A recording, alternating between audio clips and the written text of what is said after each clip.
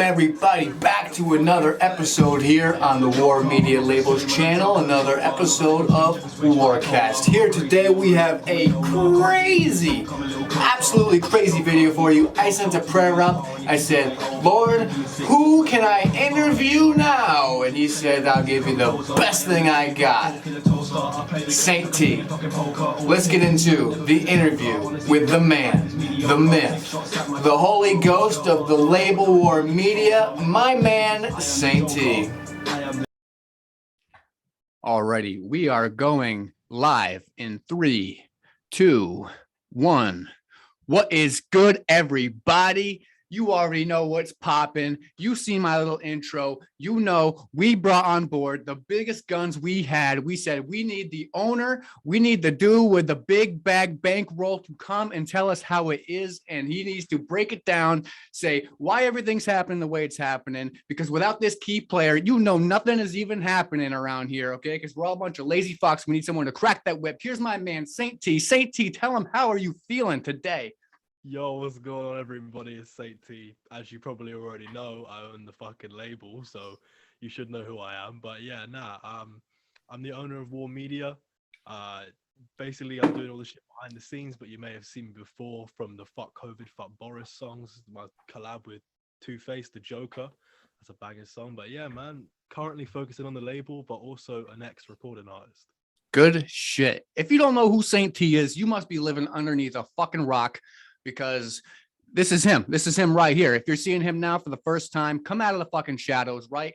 Start living life because you've been missing out. Now, of course, we already have a few questions for you so that, I mean, I'm going to know a lot of these answers, but you know, the viewers obviously are not going to know. So here we go. Yep. So start us from the beginning, right? Before you were the label owner and before you were even really getting going with the music, what made you get into it? What was your goal at that time? Well, it's a very strange story, actually, that a lot of people don't know this. I've never explained this before, but so I used to do, when I was about 15, I used to do these shitty little wrestling videos, right? Because that's what I used to do as a hobby, right? I used it with BTB as well. It was fun. And what happened one day is an American wrestling business contacted me from Connecticut, right? No way. That's where I'm from, baby. Rep it, CT. Let's go. Exactly. That's why it leads in, right? So this guy messages me. His name's Jordan, and we do a little wrestling collab thing. It's all privated on YouTube now, but he did the collab. I added him on Snapchat, and then later on that day, he starts posting on his story about this guy that makes music in his local area, right? So I'm like, oh shit, this guy's actually pretty good. Let me check him out. His name was Damian Adams, right? Oh shit! Started into the business, yeah, man. I didn't know that's how you guys knew each other. I never knew. Like, it's technically the origin of the label. Without Damien, I wouldn't have been here, so we wouldn't be able to do the label in the first place. Wow. So yeah, so I messaged Damien. I was like, "This is sick. I don't know how to rap, but like, let me see if I can. Let me hop on a song." And we made my first song called "Heart Attack," which obviously isn't the best song in the world, but you know, it's my first song. But without that song, without Damien, nothing else would have been possible. I wouldn't be able to meet Snowy Joe, do all this War Media shit. So yeah, it started off with Damian Adams. Then I got BTB involved because BTB, we live in the same area. And he's been my best friend for, 6-7 years now. And so I brought him in the music and he fell in love with it, clearly. You know, I mean, he's still grinding today, 3 years later. Yeah, this is all in 2019. And yeah, through Damian Adams, essentially, that's how we're meant to be here. That's how we got here. Just grinding since then every year, and 2022 is definitely the year of War Media for sure. Oh, there's no fucking question about that. And I mean, and me and you are the guys to say that is facts. You know, I mean, other people on the label, I'm sure they're well aware of what's going on, but we know what we got going, and it is some good shit. We've been working the hardest, bro. Like, I mean, behind the scenes, it's been me, you've been the host on WarCast for, you know, this is the 4th episode now, just grinding. I mean, we only started this a week ago. BTB, that was 7 days ago that was released, and here we are on the 4th episode already. You know, we're moving fast, but I mean, that's what happens when you grind. There is no rest for the restless. All right, exactly. You know, have a good work ethic to make it in the business. I was just saying to my photographer the other day, I don't know anybody I couldn't even name anyone I know personally, anyone that's famous that grinds like we do. I mean, not that I know everybody, but like every single second we can, we're filling that space with this. This is what we do, you know? And if you do something long enough and enough people realize that is what you have been doing for a long time, boom, that is what you are, you know? Exactly. Yeah, man, I agree. I mean, work ethic is so important to everything you're doing, no matter what walk of life, whether it's the music industry or some other industry. Work ethic is always going to get you there. Obviously, you need to know things about the industry as well, you know. But we do, so we have a good chance here. You know what I mean? More Media has only been around since October 2021, and we're already doing bits. You know, getting Snowy Joe on the podcast, and obviously, I had that connection from back in my career, but you know, I didn't even know if it was still a thing, but you know, he still hopped on the podcast, you know, so clearly we've still got connections in the game. So War Media genuinely has a big chance, you know. Oh, fuck yes. And I'm telling you, this whole war media thing to me, it's like you ever hear like the captain goes down with the ship, right? Yeah. To me and my music, there is no plan B, right? Because if I plan for a plan B, I'm giving myself room for failure. There is no fucking room for failure. We're taking this bitch all the way to fucking Happy Town. You know what I'm saying? That's how you got to do it, bro. I mean, I was the same when I was doing my Saint T shit. I mean, I still am. I mean, like in school, I didn't do too well. I didn't care, if I was Fuck honest. When I school. was taught music, I didn't even fucking care. Everyone else was sat there revising, all my close friends. I did not give a shit, to be honest, and it paid off. I got no grades really. I mean, I got a few, but it was nothing substantial. So it genuinely is this or nothing, you know. Yeah, I feel you. I mean, in school, for me, I wasn't like a stupid kid, but I just didn't see the value in me putting all my effort into that school because I didn't like agree with some of the like how they did things. So I just felt like why apply myself, you know, like I'm just going to get out of school and be doing what I need to do anyway. So it's like I never applied myself. I bet you if I applied myself, I could have done so I could have been a good student, but I really just didn't give a fuck. Yeah, I mean, whatever you put your mind to, that's what you're going to excel in, right? So if you're not feeling school and you're not feeling the subjects that you're in, you're never going to do well. I mean, with music, you know, we want to do well, and therefore we do because it's all we want in life. But with school, I couldn't be bothered with the whole thing, man. So it just didn't turn out well for me. But you know, I didn't even care. I got my results. I was like, I don't fucking care. I knew that was coming, you know. Right. Um, and that's just how the shit went. And then, you know, I did not think I'd be doing a music career at that point, but it happened nonetheless. I mean, here we are, you know. Exactly, exactly. So now take us through your transition because we know you had some good success with the music. Take us through the transition from being that artist to being the label owner. What did you learn as an artist and how are you applying that to everyone that you work with now? So, I mean, it depends. So obviously I made my first song right at the end of 2019. So I only had a few weeks there, not much improvement during that year because I didn't have enough time. But in 2020, I made my first album, but that was called Game Changer. And it was a decent album. Obviously now it's miles below, but that's always going to happen with your first project. Right. um, and it's a good project, but it's not my best work. And then after that, I just grinded on an album called Mental War. Mental War is like my fucking son, bro. This is an album that Dude, like I treat like my own. It's a masterpiece, you know. So right. Mental War came out at the beginning of 2021, but obviously I made it all through 2020. So that year was mainly just for building my craft, my voice, finding my sound, and then that helped a lot. And then I made another album in 2021 called Saints and Sinners, which was mainly based on sound. Mental War was mainly based on my mind and what I was going through around that time, and that's what I rapped about. But Saints and Sinners was mainly based on sound, and obviously it did better because that's what people want, right? They don't want the emotional shit; they want the hard shit that's gonna make them, party in a club. You know what I mean? So Right, right. that worked better. But obviously after that album, I'd already made Fuck COVID with Snowy Joe. That came after Mental War. So that was February of 2021. And that was my first glimpse of what fame could be like. And as much as I enjoyed it, it was just like shit. This is genuinely the only thing I could do now. If I can't have a relationship, well, I can, but like it's in the public eye. I I hear can't you. have certain friendships, I have to cut off people from my life. And it was like shit. I don't know if I want this. Right. It's a big burden to carry, you know, like Definitely. Yeah, it's like you're like fucking you could draw a conclusion like it's like being someone like Elon Musk or like, you know, someone who's like worked their whole life for one goal, you know, like he has. And it's the same thing with him, is same as all these artists. And I think a lot of people that is like, I'm telling you, that's like the main reason why most people don't make it, is because they don't realize what it really takes and what you have to sacrifice, you know? it's crazy. I mean, that was just the first glimpse of fame for me, and I could already tell what it was going to be like.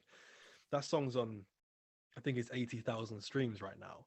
And obviously back then I literally had no song above 5,000. So it was crazy when I got that.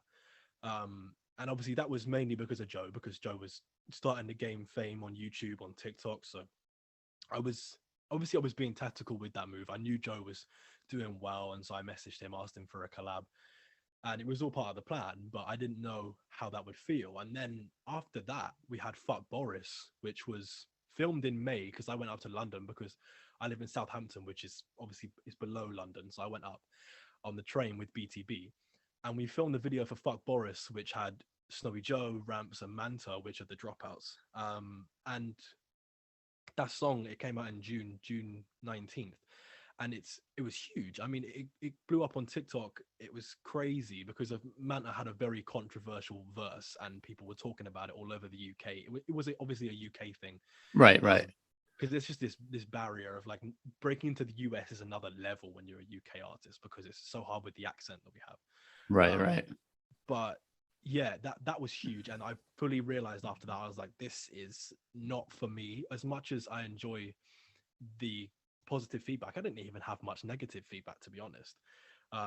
But it was just like, shit, yeah, this life isn't for me personally, but let me try and do something else in the music industry, which is what led to War Media. Right, right. So, I mean, going back to when you said you were making these collabs, like with Snowy Joe, for example, I know because I mean, like I talk to all different kinds of artists in the US and all around the world, you know, like I see so many artists that are like on a low level. They're always trying to like figure out who they want to work with and they chase that person, like someone big, you know what I'm saying? See, like what you did was you realized somebody was on the come up, right? And you reached out to them and then you can like ride the wave up with them. And you can make more of a personal connection with someone like that than opposed to someone who's already up there. And that's like a big mistake a lot of artists make too, you know, like you don't want to ride something that's already about to crash or it's been riding for a long time, you know, like making that move with Snowy Joe was smart in that aspect, you know? Yeah, yeah. I mean, I knew Joe. Well, I didn't know Joe. I'd never met Joe because he's from London, and obviously that's about a 2-hour drive away from where I live. But I found him because I was doing vlogs on YouTube since 2014. Like I was an 11-year-old on Are YouTube. those still up? Are they public? No, no, no. Oh, Like come on, take them off public. The people want to see it. they're horrible. I could never. It was terrible. But yeah, back in the day, I used to do little vlogs and shit when I was young. So uh it actually it's a crazy story how I met Joe. So in year 6 we would call it in the UK, so that's when you're 10 years old, right? um you go on a residential trip before you move up into year 7, which is a whole different level as secondary school. And we went on a school trip, but it lasts 4 days, right? It's called a residential. And we went to a place called Weymouth, which is on the seaside. And after I went, I loved the experience. And about a year later, I wanted to see if there was any videos made about it. I was still only 11 at the time, and I wanted to see if there's any videos. And turns out Snowy Joe had been to the exact same place. And he So made a video. yeah, he made a vlog of every day he was there. So this is how I found him, and I was only 12, I think, and he was only 12 because we're in the same year at school. I'm only a Right. week older than him, I think. Although he looks about 21, we're only the same age. But yeah, he made the videos, and I commented on them, and I was like, "Yeah, this is sick." He replied, but we would just sort of talk like once or twice a year on his YouTube. Never anything like big. But obviously, I had him. He would know who I was basically if I messaged him. So when I Right. did, like, oh yeah, no, I remember you. Which was definitely helpful because I already had established a relationship kind of with him, Right. which helped a lot. And yeah, that's why he was so open to doing the song with me. And back at that time, when I made Fuck COVID with him, when I first messaged him, he had about 30,000 subs, which is a lot. But compared to now, that's like, a tenth or some shit. I think his I think if I'm not mistaken, I think his backup channel is about to hit 30K. Yeah, exactly. So I mean, that was his first channel back then. Right, right. He's come a long way, definitely. So now that we understand where you came from, how you did the music, and why you made your little transition, what steps haven't you made yet that you really think are crucial for the label? I was just thinking about this today. Well, today I've submitted the podcast to Apple Podcasts. It's out on there now. I've submitted it to Spotify, but that takes a bit longer. Amazon Podcast and all that shit. Google Podcasts. So that'll be out soon. But the one step I need to take is TikTok. We need to break down that barrier because it's That so is hard facts. now. Yeah, and but the thing is, I wish I'd already done it, like months ago, because now I've got so much content to catch up on, and I can't just post it all in one day. Right, So right. I don't know how I'm going to start it, but I'm going to have to, because I mean, every business has TikTok, and everyone that wants to grow on the media has TikTok. It's just important. Right, right. And I know I have a TikTok for my shit, but I barely ever use it. And it's funny because most of my fans, I direct them to my platforms and YouTube and such from Snapchat. And I don't see any other artists using Snapchat. But the reason why I do that is because I've been using Snapchat since 2015, and that just happens to be, like what I've been on the longest. So like that's the most successful for me. But imagine if I had been on TikTok or these things from the day one, dude, they would be like they would blow Snapchat out of the water. Exactly. I mean, TikTok is definitely a good platform. I don't personally even use it that much, but I know I'm gonna have to if I want to make it in that lane. So it's gonna have to be TikTok, yeah. But mainly, I would just normally focus on YouTube. Like I know a decent amount about YouTube from when I used to actually do YouTube back in the day. But what I need to learn is the algorithm. That's the next step I need to do as well. I mean, you and Joe were talking about this. Yes. Um, we It's I rough. Damien. Oh yeah, yeah. It's definitely rough. I mean, that's why I messaged Damien. I put a message on the chat earlier, and I just said, does anyone know how to use Photoshop or After Effects or anything? Because we need some better thumbnails. And obviously, I can learn, but it's going to take some time. And Damien said he can do a few things, so that's definitely a plus. Right. But yeah, I mean, we all work together on the label. You know what I mean? That's why you're the host. Damien's going to do a bit of Photoshop. Yeah, we all work together because this is the reason the label was able to come together. Because I was, when I messaged all of you, like you, Damien, Logan, Brad, when I messaged you all about the label, I made sure I reiterated to everyone that I'm going to have no control on anyone, so you can still post on your own channels, other channels, whatever you want to do, because I knew I wasn't going to get anyone signed otherwise. Right. And that leniency is what I used to get people signed, because I knew that was like the advantage that I could bring. And and people were like, okay, fair, he did get 500,000 streams on Fun Boris, maybe I should signed to the label. So that was my two advantages that brought everything together. And now we're together. It's like a big community. It's working so well, in my opinion.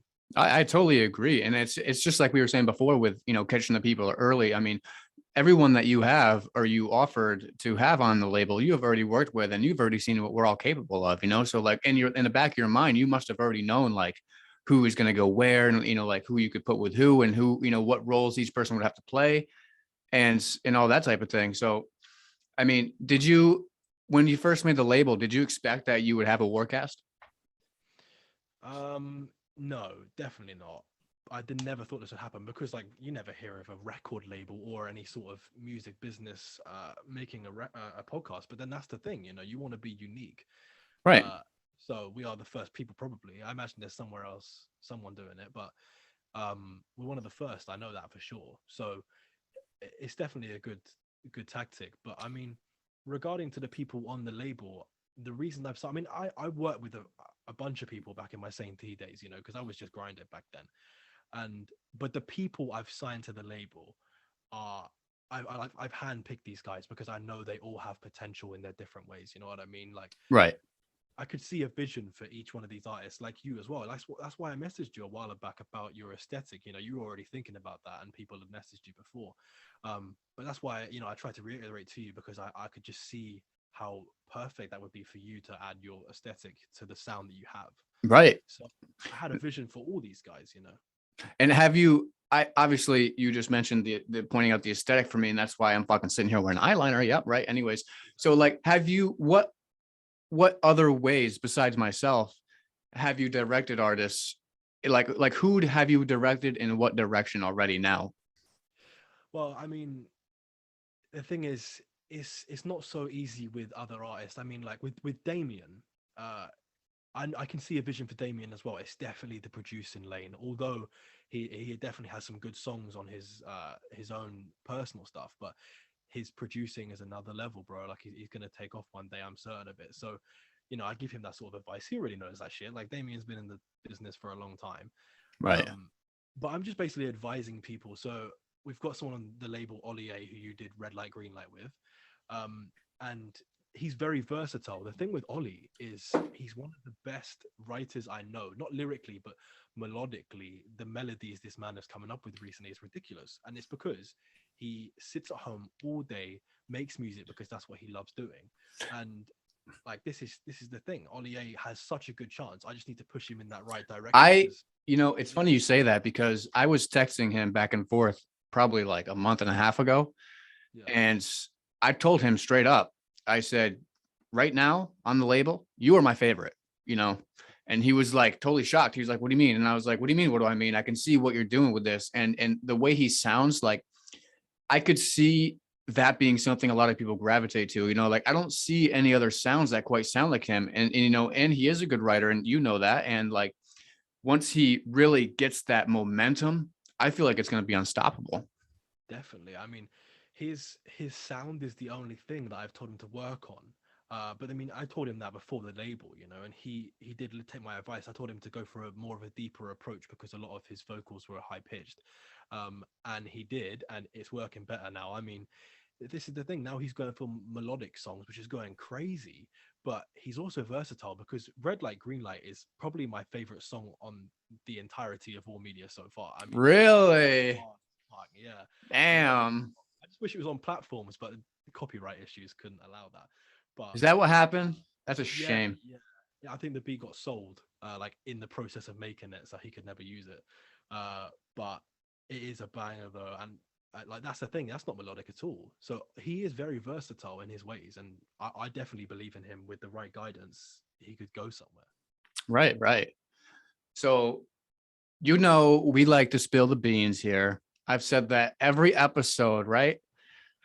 I'm not going to tell any other artists, okay? But obviously they're going to see this. Who's your favorite artist on the label right now? Go. Oh, that's... Put them on the spot. We say, we got it. I can't even do it, man. Come on. People that won't be happy if they're not the favorite. It's not that they won't be happy. Everybody likes something different, and it's just your personal taste. It's not you like them more as people, or you think they're more successful or going to be better. It's just who you personally align with the most. Okay, it's got to be BTB overall. Good shit. All right, break it down. Break it down for us before everyone starts busting caps in here. And this is the thing. People are going to think I'm biased because like BTB's my best friend or whatever. But genuinely, I was here. Well, he made his first song in this room, right, with me. And ever since then, I mean, that verse he made, he knows it was bad. But obviously, it's your first song, so that's what you expect. But this man has come so far. His passion is 100% music. I mean, he's doing engineering at college, but he knows as soon as that college course, he says, "I'm gonna dip, baby." Touching engineering in his life, no. But rapping or melodic rap is definitely his way forward. Oh, and even singing. I mean, he sent me these new songs that obviously aren't out yet, but they're just fully guitar, acoustic guitar, no snare, no drums, anything. It's just his singing vocals. Right. And the guy's voice is amazing. Damien said this the other day as well. That's what I was gonna say. Yeah. And he's just very talented. And honestly, when his new album comes out, I'm not even sure what the name of the album is or when the release date is, but I've heard every single song apart from one because obviously we're in contact every day. And they're all crazy, like genuinely crazy. Like we have that sort of relationship that like we would say to each other, yeah, now that isn't the one. And that was the sort of advice we would give each other, and then we'd be like, yeah, okay, I'll take that on board. But I haven't even had to say it fucking once with this God project. damn. Yeah, there's never been a bad song he sent me in the last, I don't know, 6 months. That is crazy. Jesus. I mean, there's a little side note, but like there was a time where I was really like working myself hard to get a deal because I was thinking to myself, like, I'm never gonna like have enough money doing what I do now, like to really push myself far. I either need to get like an investment deal, or I need like a publication deal, or I was just looking for something that I could use to catapult myself, right? So like I've talked to labels, I've talked to all these different types of people, and it's hard because my niche is something so niche, you know, and it's like there's not a just that whole story. The whole point of that was there's no labels out there with the versatility that we have either. You know, like it's a label and they work in this category and this is what they specialize in. And then this is the artist they have. And then they fucking, you know, do their thing. And then it's like with War Media, it's like we got this, we got that, we got that. And there's like a little umbrella under each little category, you know, and it makes this big overarching label. And it is what we are. I mean, narrow-minded people would probably think like, oh, they only do rap music, but this is the thing. People don't realize how many subgenres there are within rap. You can go down a million different lanes with that genre. I mean, rap is just the best, in my opinion. Obviously, I would prefer rap over anything. Oh, it's not an opinion, it's the fact. Yeah, okay, but rock music isn't far off, I can't lie. But yeah, I think we do obviously mainly focus on rap, but I'm trying to get my friend Ruben signed. He's the other guy from Kill Scene, right? So we have Suicide Overdrive that really recently came out with you featured. Banger. But he's so busy. He's at university in another country, so like it's just long. He doesn't have much time to record, but he does have his album coming out very soon. I think it's the 1st of February it comes out, so that's crazy. But I mean, his first release with War Media was the Kill Scene song, and he's not rap. Well, obviously he is in Kill Scene, but his personal music is alternative, maybe a bit of indie sometimes as well. So that would be cool to get him on there just to get that extra bit of versatility, so that, you know, we do have other subgenres. But I mean, even in rap, we go from okay, Damien's R&B, but we do have some, you know, he does do rap as well, like Too Crazy, that's rap, you know, For sure. So yeah, we have Damien's R&B, you're like, you know, trap metal, and then BTB's like emo melodic sort of way, and you know, it goes everywhere. We have so many different subgenres. That's why it's so appealing when you look at our category of songs and you see how many different artists we have, how many different sounds they each possess. It's just like, it's perfect, really. Yeah, it's really like a culmination of, like we were saying with Damien Adams. I know you've seen the interview, like all the different flavors you're putting together, right? Like the more flavor, the better, you know, and we got all the different layers to break it down and serve it up. Exactly. Yeah, So, it's crazy. so in the future, obviously we're getting better and better at how to do these podcasts. We're getting better and better at how to work with each other. We're getting better and better with how to, you know, make music, push it out, grow, and all this type of thing. So in the future, how many artists do you think you could handle having on War Media? Well, this is the thing. It then genuinely depends, because if I'm running this by myself, I would say 2025.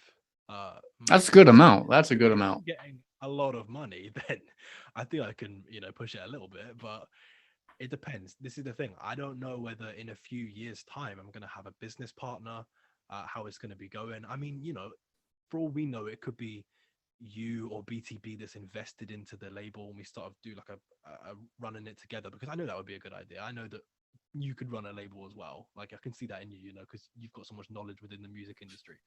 Right. And you know, that could happen in a few years, or some other investor. So it really depends whether I have a partner or not. If I have a partner, I'd be way more. Business partners just help so much, because then, you know, you can balance the work out between you, as long as you have the same work ethic, which is why this is working so well, because your work ethic with WarCast and with TooFaced Talks and with everything you're doing is crazy. And obviously you have your own day job as well, so it is mental. But, it's crazy, bro. Like I told you, I'm still wearing the chef coat, baby. Exactly, he's just come back from work and he's already filming this shit. You got more to film later as well for your own stuff, right? Yeah, we're dropping a new TF Talk ad right after this. Exactly. So I mean, the guy has an insane work ethic. So I mean, this is why it's working so well at the moment. I mean, we all do have good work ethics. I mean, in our own way. I mean, like this, the guidance part is harder with certain people. Do you know what I mean? Because certain people in the label and out the label will think drop their names, make them work, crack that whip, let's go, come on, drop a name. Okay, let me say someone. I would say with Logan Renouf. Oh, you heard that? You hear that? We're dropping it. You're fucking up. Pick up the pace. Let's go. I'm just playing. It's all love out here. You're all good, man. But this is the thing with Logan. He is very talented. He has a lot of bangers. I mean, I've featured him on so many songs because I believe in him that much. I just think personally, sometimes he should stay away from the lo-fi sound because I feel like it's definitely harder to make it within that business, and it's not that big of a genre, to be honest. Lo-fi, I mean, it is, but he could be down different lanes that are way bigger. I mean, I heard the collab he has with you. I think it's called Cautious. No one else has heard it yet. I literally just listened to it, like the final version of it this morning. Yeah, yeah, that's what he said it to me as well. And it's crazy. I mean, that's what I think he should be doing is definitely drill or UK rap or whatever. Right. I think that suits him best. And to be fair, like if he obviously we all believe in him, we all believe he's gonna make it, but like if he makes it in that genre, he will enjoy himself more performing that type of thing. And the crowd themselves will be having a much better time and experiencing that type of music. Yeah, I mean, lo-fi live. I mean, I can't even imagine what that sounds like. That must be. That's like wet saltine crackers on a plate. Yeah, everyone's just crying in the crowd. No one's actually enjoying themselves. But yeah, with drill, I mean, people are fucking losing their minds in the crowd. So, right, it's not a mosh pit if there's no injuries, baby. Exactly. I mean, not deaths. Shout out Travis Scott, but injuries maybe that's allowed. But yeah, no. With Logan, it's definitely drill or grime. Something to do with the whole rap genre.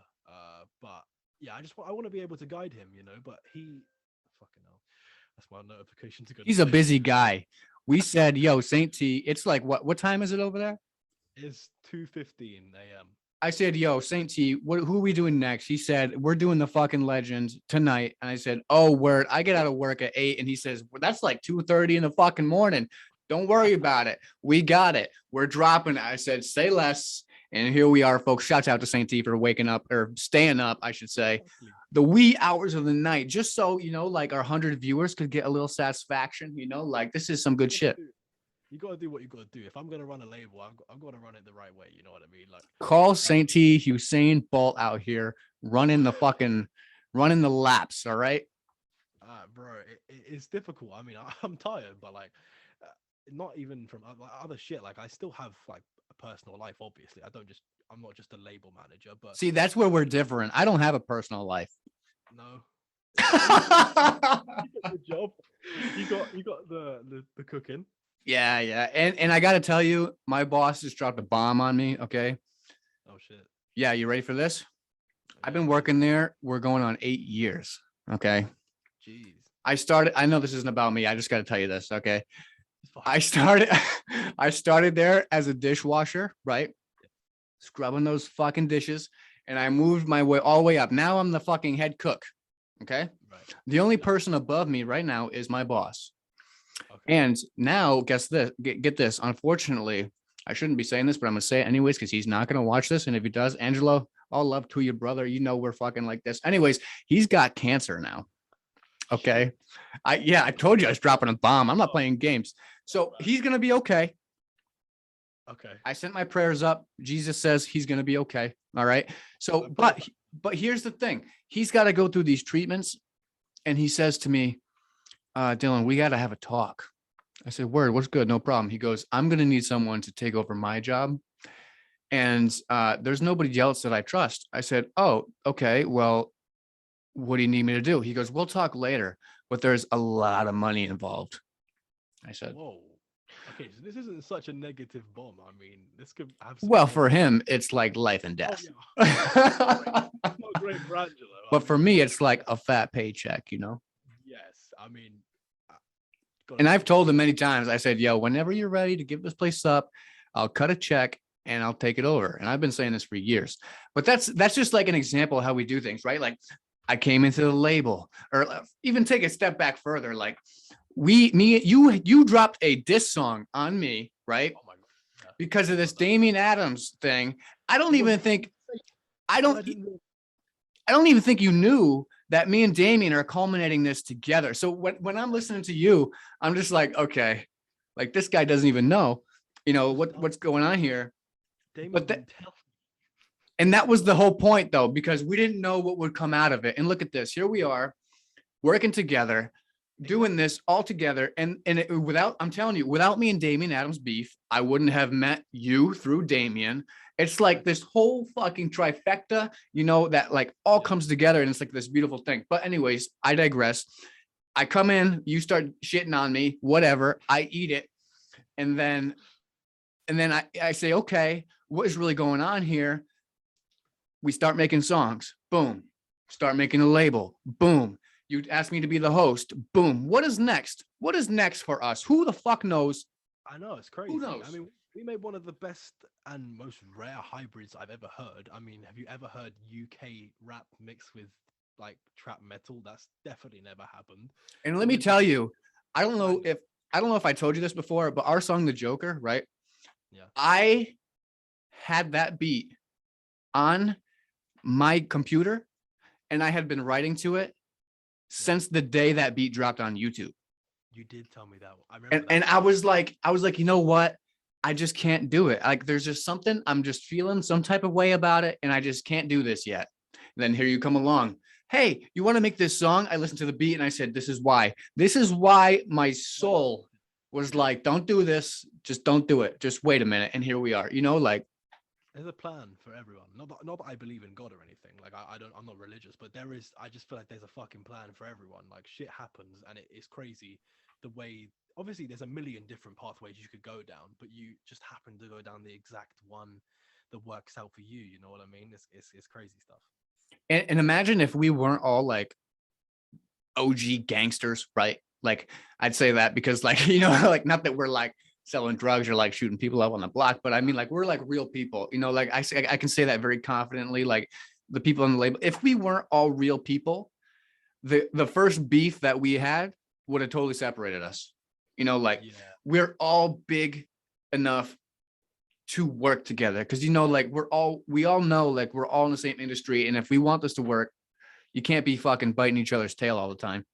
No, yeah, we're mature enough to like realize that shit. I mean, yeah, okay, I didn't know the beef was fake. When I dropped Deadbeat Dad, I mean, you turn that into your own persona. I mean, that's like it's hilarious. I gotta tell you, the second people started calling me Deadbeat Dad, I was like, this is it. This is it. And I got people fucking, I'll be walking down the street, they'll be like, yo, Deadbeat Dad. I'm like, yo, what's good? I'm out here fucking your wife, you know, like blah blah blah. Shit. It's funny as shit. The weirdest part was I was actually under the influence that you were a dad. Like, what made you think this? I don't know who told me. I don't know if it was Damien or something, but like someone told me you were a dad, and I just fucking believed them straight away. I gotta tell you, I might have kids. I just haven't found them yet. I don't know. Oh shit! There's like loads of mini TooFaced from. Yeah, next time you see a school shooter, that's probably my kid that I'm not aware of. You know. Oh man, that's mad. I mean, do you remember when we had the beef and it didn't get deep, but like I think I brought up. No, you were taking shots. This was no game. This was fuck this dude. We're going to town with it. Thing is that obviously I didn't even dislike you. I was just gassed to have a beef, to be honest. I mean, I knew it. I knew it though. I was like, here we go. Let's go. Like, I mean, we video called like once, and I just thought I would never speak to you again after that. But I mean, here we are, like literally 2 years later. Right. I mean, I would never expect it. I mean, I think the purpose, I wanted you to talk to you on video because I wanted to break down my segments, you know, like I wanted to make sure you knew that I knew what I was saying in the manner that I was saying it, right? Because I'm like, if this dude thinks I'm not good, then he must have serious issues, you know? Good. It was literally just enjoying the beef, you know what I mean? Like it was just fun. And I mean, it gained a bit of attraction to me. I mean, around my area, you know, there's not a lot of controversy. You know, it's quite a civil area. You should come to the United States. That's all we got. It's fucking controversy. Like, exactly. I mean, if you're in London, I mean, bro, it's everywhere. But obviously here, it's all good. So when that dropped, it was like, oh shit, Saint T dissing a rapper. Obviously, like no one knew who you were, but then it helped us both. I mean, you would have got some UK listeners because of that. People were thinking, oh, you can literally go back and look at my like uploads on YouTube or SoundCloud or wherever the fuck it was and find like Logan. Fuck you, Debbie Dad. Like it's crazy. And here we are in our group chat. What's good, homie? I see you grinding. Logan's still there. You're frozen on my screen. I don't know what's happening. You're frozen on my screen, but my screen looks fine. Okay, all right, fair enough. So when this video comes, oh, you're back. Welcome back, Saint T. Welcome back, TooFaced. You're back as well for me. Bet. But yeah. So I'm sure. I mean, I don't know how well you're like. I know when you stated that you were going to be retiring from your music, it seemed like I was looking at your stories, and it seemed like you were like, wow, like all these people are like. Now that I'm saying I'm retiring, it's like you got this buzz, kind of, right? I did, yeah. And I mean, like, probably a lot of people, hit you up and ask you about it, but do you really think like a lot of the people that aren't in the label and don't know your role now as well really understand like the necessity of that? I don't know. I mean, it depends on the person. I mean, like, the more mature people, like, people that understand that obviously life isn't just music. And even when you have a full-time job, there's still other shit going on somewhere. You can understand if you're mature enough that like shit happens and you do end up retiring. I mean, I know a lot of my friends were upset about that, like the ones that I was making music with, Brad, Logan, but I had personal reasons, you know what I mean? And like I wouldn't talk about them publicly, that's why they're private and shit. But yeah, it was just better for me to take a step back. And I knew I was still going to be involved somehow. I didn't know I was going to do the label, but I think some people understand it and some people don't. It literally depends on maturity levels and like it's hard to see in someone else's. It's hard to put yourself in someone else's shoes a lot of the time. People are so stuck with their mindset that they have, and in their own little world. It's crazy to think that someone else could be on something completely different that you thought was the same as you. So I Right. mean, some people would have thought I was grinding, which I was, until I realized I didn't want to do what I was grinding for. You know what I mean? Like I wanted to be involved, but not in that way. And people thought I was like that, and so did I.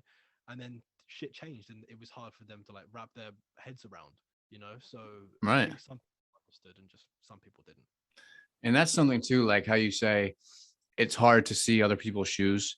It's a lot of times it's hard to see things yourself, Yeah, and that's what I was saying to like, I think it was Damien and during that interview, I was like, even BTB's interview, I brought it up. I was like, that's why it's important that we have a Saint T because he is yeah, that external, like he's the external fucking being that's going to look upon all of us and be able to give us an accurate opinion, like fuck all the Saint exactly. T's out there, all the fake ass motherfuckers trying to be a Saint T. We said we got the real one. Here he is, folks. You think I'm capping? You think I'm fucking around when I say these things? Here he is.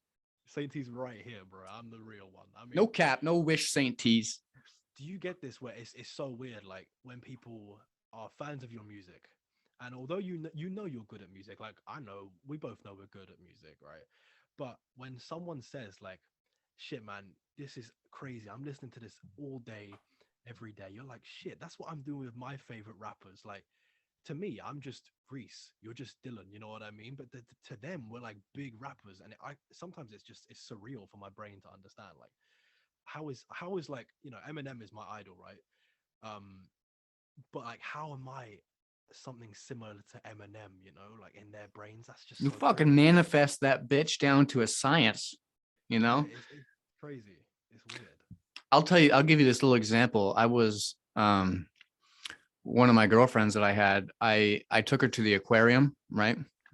I said, let's take the day because here's the thing, because during that specific relationship, she couldn't quite wrap her mind around my musical life, right?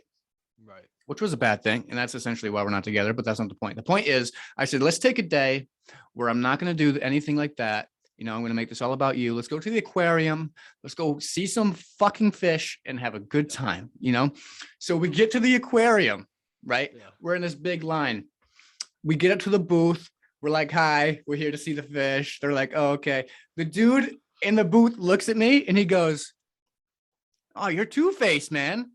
I can't even fucking escape it. I looked Yeah. back at my girl and she was just like, fuck this. And she was like, the day we're supposed to get away from all of this, you come up to the fucking aquarium and the dude in the booth is saying something to you. Oh no. So Wait, I so was like, just like, I was just like, yeah, are you that Connecticut. famous? Like, are you genuinely like, can you go out to the shop like and not be I've known? I've I've had probably in my entire career 12 or 13 random people come up to me and be like, yo, what's good? That's So like, pretty good. that's pretty neat. Yeah. So I told this guy, I was like, yeah, dude, that's me. And I took the ticket and walked in, and I didn't make a big deal out of it. Cause like, I'm trying to like, be low key that day, whatever. Yeah. And my girl comes up to me and goes, what are you doing? I said, yeah, I'm sorry. Today's supposed to be about you. And she goes, no, you should have been like, yo, what's good? Thanks for, what do you like? And I'm just like, you got to be fucking me. You got to be fucking me sideways, like, Gotta decide. but then it was too late. It was too late. So, that's how that goes. Yeah, I mean, talking about fans, when I went to, so we had this year, sorry, last year, it was the first festival called Alternative London, right? It never happened until last year. And we had like the Kid Leroy, Lil Yachty come from America, like big artists. I think Smoke Perp was there, Clever, and it was sick. And when we first got there, so it was me, BTB, and another rapper who might be joining the label called 1Z. I don't know if you remember talking about it in the chat. I do. Yeah, we never met him before, but he was going to the festival, so we're like, oh, we might as well link up there. And about 15 minutes after walking into the gate, these two guys come up to me, and I've never been recognized by a fan before, because in the UK, people are so reserved and introverted. Like, you get people like, I've seen people filming me from a distance before. I was in. Damn. Yeah, and that's just like, it feels weird as fuck, but because I know why they're recording me, but I would just rather them come up and ask for a photo. But these two guys that were my age, they came up to me, and they'll obviously remember this. They probably think I've had it loads of times, but I haven't. They were just so gassed. Like, it wasn't like, oh, you're Saint T, right? They were like, oh my god, you're Saint T, the guy from the Dropouts video. And I was like, yeah, man. I was already drunk, so like, Good shit. You gotta be. I mean, yeah, I had like 7 vodka and Red Bulls that day, bro. I was all over the place. But yeah, and it was just crazy that they were so excited to see me, because in my head I'm just Reese from Southampton, you know what I mean? But to them, right, it's mental. Yeah, it's something you really can't imagine until it happens to you, Yeah, because I was doing YouTube for like years, and I was waiting for that day. I always wanted fans to come up to me and shit. That was like a dream of mine. And then when it actually happened, it was just surreal. You want to hear something funny? Yeah. So, you know how you were telling me you used to do these vlogs when you were like 11, and you used to do these wrestling videos or whatever, and now they're all on private and no one can see them? Yes. I had a YouTube channel when I was that age. Oh, mad. And guess what? They're not private. You can go look it up. You can go check this shit out. I'll tell you this. I have another hobby of mine, which I haven't done in a few years because I've just been grinding on this, but I love fishing. Okay. I love it. I did know that. Yeah. There's nothing I'd rather be doing than sitting, relaxing, and fishing. So I have a whole YouTube channel, a shit ton of videos, me explaining how to catch the fish, how to fucking do all this shit. And it's pretty comical. I've gone back and watched it, and it's fucking funny. Like, I mean, I've seen the photo of you, like when you're like 13 or something, holding that fucking big fish. Yeah, dude. Yeah. No, the thing is, there isn't many fishes here because the weather is fucking awful all the time. The UK, it just rains 24/7. So my state specifically, like where I live, the town I live, we literally like have the best fishing in the world. Like my town holds literal world records for like fish. Yeah, it's crazy. That is mental. Yeah. Nah, like I used to have different hobbies and stuff, but yeah, I don't actually know anyone that likes fishing here because it's just, the weather's just fucking shit all the time. You got to give it a go. It's a thrill. You fucking. All right, you come to the United States, you come to my state, I'll take you on a nice fishing trip, all right? I mean, in the Keyload music video, I sound like a TooFaced fanboy right now. You were in your boat then, right? I mean, that was so cool. How did you do that with the noose hanging down from the bridge? Dude, let me break this down, okay? That was so, I literally almost died that day, okay? Just for this video that nobody saw, okay? So me and my videographer, we were in kayaks, not like real boats, just kayaks. And that bridge is one of the most major bridges in my town. Like, it's right there. And there were other kayakers. And I'm like climbing the bridge, right? I got a harness on. So like it attaches in the back. If you look at the video closely, it's very obvious that it's like I'm wearing a harness. And then I put a real rope around my neck, and I just like slung it up into the rafters of this bridge. Yeah. And my videographer, CTC, you can find him on my Instagram and shit. He was having to paddle upstream and then float down and take the video and then paddle back upstream and float down, you know, like to catch the shot of me. So like when we were all said and done, we had like other people paddling by freaking out. Like, oh my, like it just like when you're paddling up on a distance, it just looks like some dude is fucking killing himself.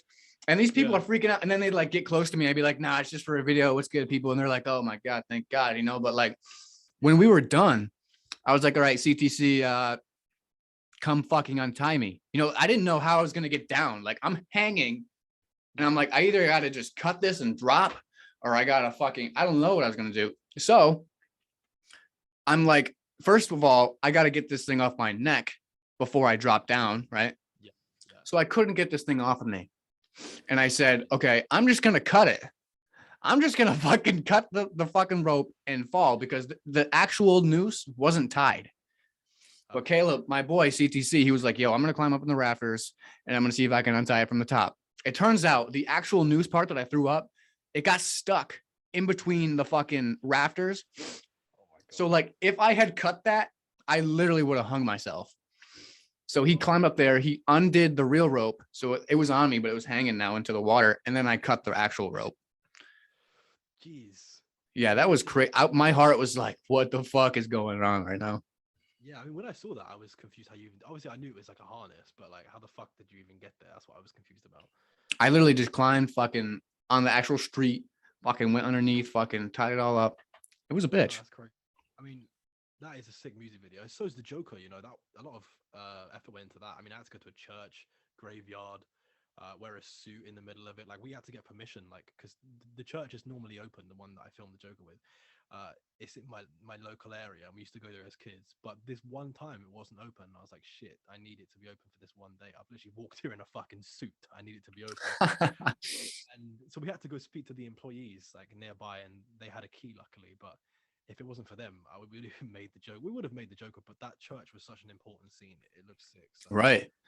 And that how the puddle when you like the reflection of you in the puddle in the Joker, that shot is crazy. I didn't even know how you got that one either. That's my man CTC. He's all, if you go to his Instagram, I don't know if you've ever checked out his Instagram. I tag him out in like all my videos. He's all about reflections. He loves that shit. And he literally, all I have to do is I'm like, okay, what do I do? He goes, stand right here. I'm going to stand right here. Just do your thing. And I say word and he fucking films a puddle. And I go, okay. And then it comes back and I'm like, yo, this is hot. Yeah, no, yeah, that's a goated music video. Everyone loves the Joker. It's crazy. And that part when I'm standing on the big rock and the jacket comes from below. And you reversed it. So, yeah. We fucking, that was straight up all just like in reverse, whatever. Yeah, it's a crazy video. Definitely. But I'm trying to think like going forward, like, how am I going to do something crazier than hanging myself? You know, like what else am I going to fucking do when like people actually start looking, you know, like maybe that'll just be like a small key where they're like, all right, he meant business back then, you know, like. Yeah, but you know, there's still shit you can do. I mean, like that was definitely the shock factor to it. You know what I mean? But it does work with your sound, like that sort of crazy shit that you wouldn't expect to see in a video. But there's definitely some other shit you can think of eventually. But yeah, that was pretty crazy. That was definitely up there. It was a good time. Yeah. Now, do you know how long we've been doing this? I have no clue. It's probably over an hour. Does that Yes. work with your editor? Yeah, so I'm gonna have to cut this down to like an hour. Yeah. Because A, we don't want to lose people's attention. And B, I mean, we talked about plenty of good things. So here's what we're gonna do. Yeah. You're gonna tell me a couple of things. You're gonna tell me, A, how you think this interview went. Yeah. B, what is WarCast gonna do after we're done with all these interviews? Okay. And then C, how do you feel about the label as a whole right now? And are you confident we're going big time? Okay, yeah. So I believe this interview went pretty well, to be honest. It was just easy talking. Do you know what I mean? Like we all love that. It's just comfort episode. You know, you can put this on in the background, just do your normal day and listen to this in the background. So I like that.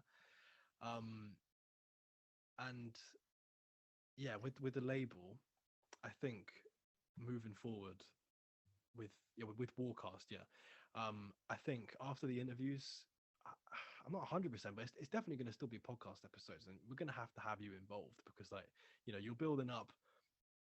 Obviously, you straight off the bat, you knew what you were doing with the hosting and everything, but I think over time you're going to learn even more. Oh yeah. Yeah, We learn how to learn faster. That's it. exactly. I mean, even now we've already made progress with that. So I would definitely want to carry it on in the season 2. When I've been uploading these episodes online, it's like it's season 1 for the interviews, and then season 2 we'll think of something else. But it definitely is going to carry on because I know it's something Damien said was we could do like a chat with like everybody, like a massive fucking, it could be like whenever we could have like little meetings where we talk about who's collabing with who, what's dropping when. We could give like a little calendar of like what they can expect when, and like, like they can like mark it out and they can fucking be expecting shit. That might be interesting. Yeah, I'd be down for that as well. I mean, just anything to get people's attention, you know what I mean? This shit's working right now and everything we're doing, but I'm sure we'll come up with the idea. We've got the creative mindset, so it'll happen. Word. So now we're going to wrap it up. Tell everybody where they can find WarCast. Tell them where they can find War Media. Tell them where they can find you personally, and all that type of thing. So if you're looking for WarCast, this podcast, you're going to want to go to the YouTube. We have the visual on there, War Media on YouTube. But it's also on Apple Podcasts, soon to be Spotify, Google Podcast, Amazon Podcasts, all of that shit, all your favorite podcast stations. It's all going to be on there. And if you're looking for War Media for the music, for Instagram, you want to go to War Media Music. That's the app. That's the place you want to go. For Twitter, it's War Media Labels. But we haven't really done much with the Twitter yet. But there will be in the future. And then I'm gonna make a TikTok. So just keep your eyes peeled for the TikTok, and those are keep them fucking peeled like you're making your grandma's apple pie, baby. That's the next line. You got to use that in the next podcast. Fuck, man. Maybe I'll throw it in the TF talk. Yeah, definitely. But is there anything you want to say before I wrap it up here? Anything you want to say to, the followers, the artists, anything like that? Keep fucking watching our shit. Keep watching it, baby. We don't make money doing nothing. You think we're up here at 3 a.m. for no fucking reason? We're here so we can take your money. Keep listening, baby. Work ethic deserves the watch time. Okay, so please help us out and watch our shit. But yeah, thank you very much for watching because we fucking need you. Good shit. You heard it here first, folks, everybody. You thought we were playing some fucking games on the side. You come to WarCast, you realize we mean fucking business. You see, we got the artist. We brought the fucking owner himself out. You can't deny what we've been doing, all right? And you only know that we're going to keep moving faster and faster and faster. So if you don't want to miss any of this bullshit fuckery we got going on now, you're gonna have to go down into the bottom right corner, hit the subscribe button. Once you hit the subscribe button, you're gonna get another option. You know what that option is? You're gonna see a little bell. You're gonna go ahead and click that bell. And what that little bell does is it's gonna tell you when we're dropping new shit, because I guarantee you don't want to miss it. We got the best in the business going on, and here we are. Welcome to the war, baby. Thanks for listening, and we will catch you next time.